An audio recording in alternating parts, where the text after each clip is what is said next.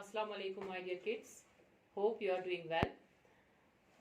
First of all, let me remind you that we are right now studying the poem Eagle. सबसे पहले मैं आपको eagle के बारे में बता दूं। एक वीडियो मैंने इससे पहले जो मैंने आपको दिया था वो वीडियो था ईगल के बारे में, ईगल की पर्सनालिटी के बारे में।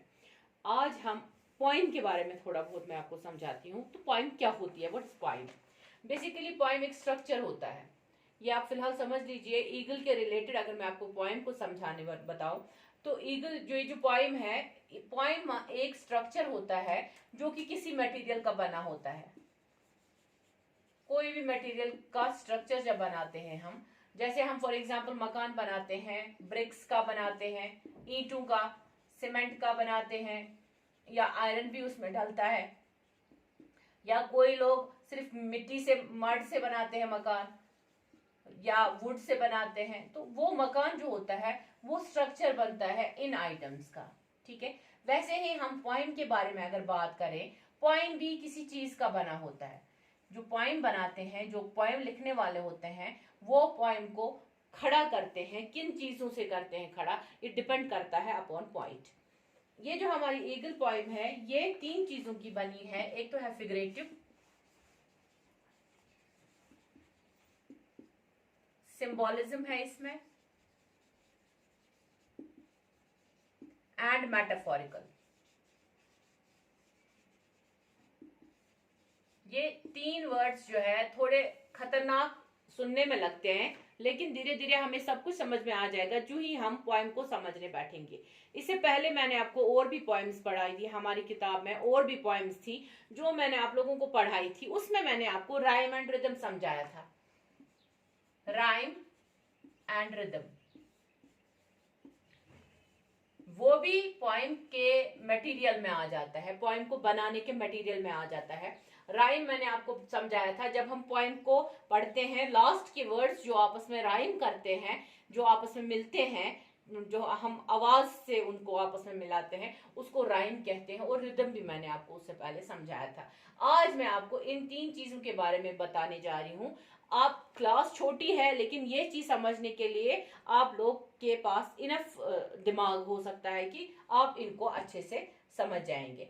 ये जो फिगरेटिव है, परसों मैंने आपको समझाया था, जो इकबाल ने अपने अशार में इस ईगल को यूज किया था। क्यों किया था यूज? क्योंकि उसको कुछ लगा है इसमें, इस जानवर में कुछ लगा है जिससे कि वो इसको एक्सप्रेस कर रहा है अपने अशारों में। वैसे ही अल्फ्रेड लॉर्ड टेनिसन जो है, इनको भी कुछ लगा है, ईगल जो है कुछ है अलग खास है, जिसकी वजह से इन्होंने इसको पोएम में लाया है।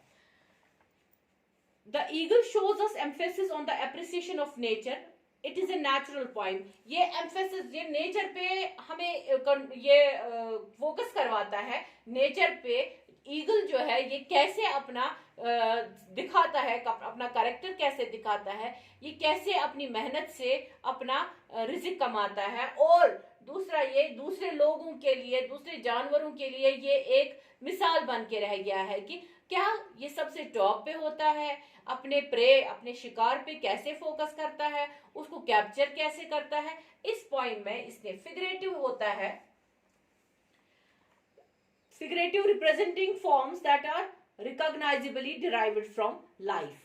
कोई भी चीज जब हम लाइफ में से डिराइव करते हैं, दैट इज फिगरेटिव। सिंबोलिज्म होता है, इसको सिंबल बनाया गया है, ईगल को सिंबल बनाया गया है, as strong, as powerful, as concentration इसमें होती है। इन चीजों के लिए इसको सिंबल बनाया गया है। ये जो ईगल है, इसको अगर हम ईगल को यूज करेंगे, ओनली वर्ड ईगल जब हम यूज करते हैं, हमें खुद ही ध्यान में आ जाता है कि ये एक स्ट्रॉन्ग परिंदा है, एक ऐसा जानवर है जो अपनी लाइफ अपने में मस्त रहता है, और ऊंचे पे सबसे इसके ख्याल भी ऊंचे होते हैं, इसकी नजर तेज होती है, तो वो होता है सिंबोलिज्म। वैसे ही मेटाफोरिकल ये पोएम क्यों है? मेटाफोरिकल है इसलिए क्योंकि यहाँ पे अल्फ्रेड लॉर्ड टेनिसन ने इस पोएम, इस ईगल को मेटाफोरिकली कंपेयर किया है किसी इंसान के साथ, किसी ऐसे इंसान के साथ जो बहुत ही पावरफुल है। पावरफुल ये नहीं होता है जो हमारे कुर्सियों पे बैठे हैं लोग, जो हमारे रूलर्स होते हैं, किंग्स होते हैं, मिनिस्टर्स होते हैं, उनको पावरफुल नहीं कहते हैं। पावरफुल वो लोग होते हैं जिनके अंदर विल होती है, विल पावर जिनके अंदर होती है, ताकत होती है, लड़ने की ताकत होती है, लगन होती है, उनको हम कहते हैं। तो ये उन्होंने इनडायरेक्टली उसको कंपेयर किया है उन लोगों के साथ जिनके पास कुछ ना होते हुए भी बहुत कुछ होता है, जो अकेले होते हैं, जो दुनिया में लड़ने के लिए अकेले होते हैं, लेकिन उनमें इतना पावर होता है वो इस चीज के लिए लड़ने के लिए हमेशा तैयार रहते हैं। आप देखना हमेशा जो ईगल होती है वो हमेशा हवा में अकेले अकेले घूम रही होती है, और वो सिर्फ घूम नहीं रही होती है, वो गोल गोल गोल गोल। आप देखना आज भी, इस वक्त भी अगर आप बाहर निकलेंगे स्काई पे आपको ईगल्स देखने को मिलेंगे। वो गोल गोल क्यों घूम रहे होते हैं? बेसिकली वो अपने शिकार को ढूंढ रहे होते हैं। फिर वो कैसे फोकस करते हैं उस शिकार को, फिर वो कैसे उसके ऊपर डाइव मार के उसको पकड़ते हैं, ये सारा उसकी पर्सनालिटी पे डिपेंड करता है, वो कितनी मेहनत से इसको आगे करता है अपना काम। तो इस वजह से इस पोएम को इस अल्फ्रेड लॉर्ड टेनिसन ने इन चीजों से खड़ा किया है। फिगरेटिव है, सिंबोलिज्म है, मेटाफोरिकल है, ये तीनों चीजें जो है ये इस पोएम का मटेरियल है। बेसिकली इस पोएम से इन चीजों से वो इस पोएम को खड़ा कर देता है। तो it is a natural poem. इसमें सारा ईगल की स्ट्रेंथ के बारे में बताया है, ईगल की ब्यूटी के बारे में बताया है, और the poem also suggests destructive existence of eagle more. It is very short poem but it is full of figurative expressions. ये इसमें एक्सप्रेशंस इतने ज्यादा है, इतनी छोटी पोएम है। देखिए पिछली बार भी मैंने आपको वीडियो में ईगल के बारे में समझाया, आज भी समझा रही हूँ, और अगर लगता है और हम खींचेंगे इसके ऊपर और 2-4 वीडियोस बन सकते हैं। इतनी शॉर्टेस्ट पोएम को हम इतना लंबा कर सकते हैं क्योंकि इसमें इतने एक्सप्रेशंस है, इसमें इतनी ज्यादा चीजें हमें देखने को मिल रही है। तो ये जो अल्फ्रेड लॉर्ड टेनिसन की एक छोटी सी पोएम है, इसके सिर्फ 2 स्टेंजास है। देखिए बेटा, मैंने आपको पहले भी एक बार समझाया था, स्टेंजा हम कहते हैं जो 3 लाइन्स है ऊपर वाली, ये एक स्टेंजा है और ये दूसरा स्टेंजा, बीच में जो गैप है मतलब यहाँ पे एक स्टेंजा खत्म होता है और यहाँ पे दूसरा स्टेंजा शुरू होता है। ये 3 लाइंस का एक स्टेंजा है, ये 3 लाइंस का दूसरा स्टेंजा, मतलब सिर्फ 2 स्टेंजास की ये पोएम है, मगर हमने इसको इतना एक्सप्लेन करना चाहा कि आप लोग इसको अच्छे से समझ जाए कि पोइट का क्या मकसद है इस ईगल के बारे में लिखना और हम तक पहुंचाना। ये इसीलिए पहुंचाने का मतलब मकसद ये है कि हमें भी एक ईगल के जैसे स्ट्रगल्स करनी चाहिए और ईगल के जैसे हमें खुश रहना चाहिए। तो the poet focuses on an eagle that lives alone high up in the air, so where no other animal or human can go. वहां पे ईगल पहुंचता है जहां पे ना ही कोई इंसान पहुंच सकता है, ना ही कोई जानवर पहुंच सकता है। वो पूरी स्काई के ऊपर घूम रहा होता है यहाँ पे, लेकिन अलोन होता है, अकेला होता है। He is alone in this grandeur with the sun and the bright blue sky forming the perfect background scenery. इसके पीछे क्या होता है? एक तो ब्लू स्काई होती है, और जो हमारे इसमें ब्लू स्काई या ब्लू वाटर जो एज़्योर मीनिंग वर्ड एज़्योर आया है, तो वर्ड एज़्योर जो है ये डायरेक्ट दिखाता है हमें, एक तो इसके पीछे ब्लू स्काई होता है और नीचे इसके होता है ब्लू वाटर, ब्लू सी या ओशंस, वो इसके नीचे होते हैं। तो इससे क्या होता है? इससे इस ईगल की ब्यूटी पे और एक ब्यूटी ऐड हो जाती है, एक ब्यूटीफुल सीनरी बन जाती है। एक तो ब्राइट सनशाइन होती है, दूसरा इसके ऊपर ब्यूटी स्काई की ब्यूटी भी होती है। आप देखिए, अगर हम ब्राइट सनशाइन देखेंगे, सनशाइन तो दिखने में बहुत अच्छी लगती है, लेकिन अगर हम इसके बारे में ये सोचे कि इसमें तपती धूप में ये घूम रहा होता है, इतनी तेज धूप में ये घूम रहा होता है, लेकिन ये उन चीजों पे ध्यान नहीं देता है। इसको क्या ये ध्यान देता है? एज़्योर पे ये ध्यान देता है। स्काई जो है इसकी कितनी ब्लू है, नीचे से पानी इसका है कितना ब्लू है, इसको इस ब्यूटी पे नजर है, लेकिन वो जो तापती धूप है जो इसके ऊपर आ रही है, तेज धूप, इसके ऊपर इसका ध्यान नहीं है। क्यों है? क्यों नहीं है? क्योंकि इसके पास विल है, इसके पास चाहत है, चाह है इसके पास, जो कि ये चाहता है कि मैं अपना काम अपनी अच्छे अंदाज से करूं। तो और एक चीज है इसमें, जो close to the sun the wrinkled sea beneath him crawls. इस एक तो पहला फ्रेज है इसमें, close to the sun. Close to the sun, जब ये सन के नजदीक है, ये तो पता ही है जब सन के नजदीक होता है तो इसको क्या देखने को मिलता है, इसको तेज धूप में घूमने को मिलता है। और एक चीज रिंकल्ड सी, जो इसके नीचे रिंकल्ड सी होती है, समंदर जो होता है इसके नीचे रिंकल्ड होता है। वो त्रिभुवन में परसों भी मैंने आपको समझाया, दो रिंकल्ड होते हैं जिसमें झुर्रियां होती है। तो ये रिंकल्ड सी इसके नीचे है, वो क्रॉल कर रहा है। क्रॉल का मीनिंग मैंने आपको पिछली बार समझाया था वर्ड मीनिंग्स में। क्रॉल करता है, क्रॉल मतलब चार टांगों पे चलना, जैसे बच्चा रेंगता है, खखशत वनांश।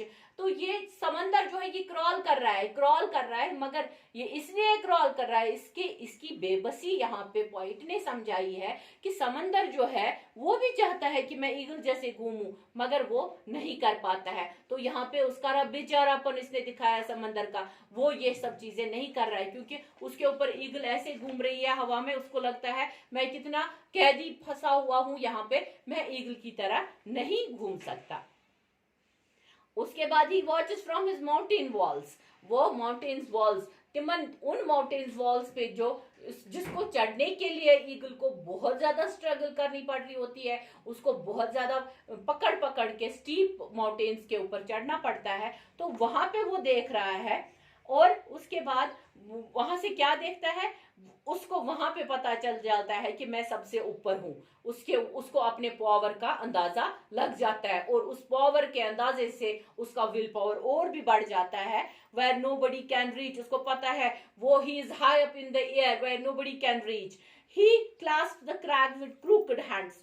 उसके बाद जो वो अपनी क्रूकेड हैंड्स, मैंने परसों भी आपको बोला, जो इंसान मजदूरी करते हैं, जो इंसान बहुत ज्यादा मेहनत करते हैं, उनके हाथ हमारे तरह सॉफ्ट हाथ नहीं होते हैं, उनके हाथ क्रूक्ड हैंड्स होते हैं। अब आप देखिए जो मजदूर हमारे लिए घर बनाते हैं, जो मजदूर सुबह सवेरे निकल के शाम को वापस आते हैं दिन भर मजदूरी कर करके, उनके हाथ कैसे स्ट्रांग बन गए होते हैं। और स्ट्रांग किससे बनते हैं, क्योंकि वो काम ही वैसा करते हैं। वैसे ही ईगल के भी क्रूक्ड हैंड्स होते हैं, और इन्हीं क्रूक्ड हैंड्स से वो क्या करता है, वो पकड़ता है, चाहे अपना शिकार पकड़े या कोई और चीज पकड़े उससे जिसके ऊपर वो खड़ा रहे, उन चीजों को वो बहुत ही जोर से पकड़ के रखता है। तो इससे क्या पता चलता है, he is holding on with his hands just as humans. Humans जैसे अपनी, ये ह्यूमंस के चीजों के बारे में नहीं है, ह्यूमन कैसे अपने आप को खड़ा करता है इस जालिम दुनिया में, इस दुनिया में कैसे अपने आप को आगे बढ़ाता है इन स्ट्रगल्स की वजह से। तो यहाँ पे डायरेक्ट सिंबलाइज किया है इसने, किसके साथ, एक आदमी के साथ। In a way the eagle symbolize man who have power and authority, जिसके पास पावर होगा, अथॉरिटी होगी, दुनिया से लड़ने की ताकत होगी, जालिम लोगों के साथ लड़ने की ताकत होगी। In lonely lands he can show the eagle's lonely life as he lives high up in the air, which ultimately suggests the isolation and lonely lives of famous powerful people. The eagle appears to be proud to be on top of all the world, which gives him the controlling power. और अब दूसरा stanza, ये पहला stanza था जो हम अभी तक पढ़ रहे थे। दूसरा स्टेंजा जो है, जो ये स्टार्ट होता है, depicts the action of eagle. पहले हमने इसकी अपीयरेंस देखी, हमने इसका पावर देखा, हमने इसका एब्स्ट्रैक्टली जो हमने चीजें इसके अंदर देखी पहले स्टेंजा में, वो चीजें थी। दूसरा इसकी एक्शन जब ये करने लगता है तब क्या होता है, first and second line further underscore the notion that the eagle is watching from the top his high throne even the sea below him. और पहली दो लाइंस जो है यहाँ पे इसने बताया है ईगल कैसे पहले चढ़ता है उस हाई थ्रोन पे, और वहां से कैसे देख रहा होता है कि मैं सबसे ऊंचा हूं, समंदर भी मेरे नीचे है, मेरे अंडर है। लेकिन दूसरी लाइन जो है, फाइनल लाइन जो है, जिसमें आपको मैंने पिछली बार भी समझाया, थंडरबोल्ट जिसमें वर्ड यूज हुआ है, तो वो लाइन जो है वो सजेस्ट करती है, वो हमें दिखाती है कि ईगल जो है वो कितनी बड़ी डाइव मारता है into the sea. The action of the eagle shows a sudden abrupt action, sudden abrupt action. जो हमारे थंडरबोल्ट वर्ड जो था, थंडरबोल्ट, ये सडन और अब्रप्ट होता है।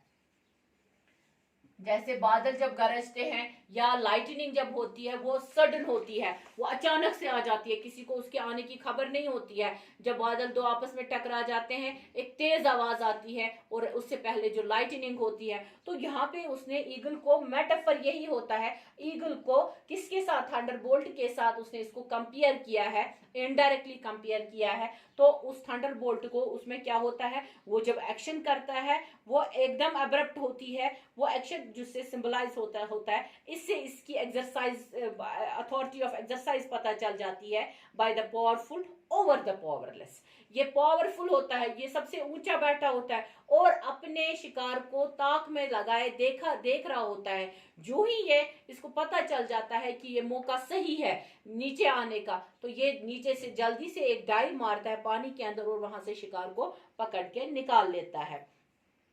तो यहाँ पे दूसरा सिंबोलिज्म है पावर। पावर, इसका पावर दिखाते हैं, ये जो थंडरबोल्ट वर्ड है या इसका ये कैसे अब्रप्टली एक्शन करता है, ये सारा इसका पावर दिखाता है। तो ये वही समरी है बेटा जो मैंने आपको सबसे पहले पढ़ने के लिए बोला था, मैंने आपको असाइनमेंट्स में डाली थी। तो ये समरी आप और अच्छे से पढ़िए और इसको और फिर से लिख लीजिए। तो ये आज हमारे पोएम ईगल का ये जो सारा स्ट्रक्चर था या मीनिंग था या एक्सप्लेनेशन थी, ये आज हमारा कंप्लीट हो चुका है। अब इंशाल्लाह जो इसके जो वर्ड मीनिंग सेंटेंसेस है या क्वेश्चन आंसर्स है वो मैं आपके असाइनमेंट्स में पोस्ट करूंगी, आप उसको प्लीज वहां से कॉपी कर लीजिएगा। फिलहाल आज के लिए इतना ही, इंशाल्लाह फिर से मिलेंगे, तब तक खुदा हाफिज।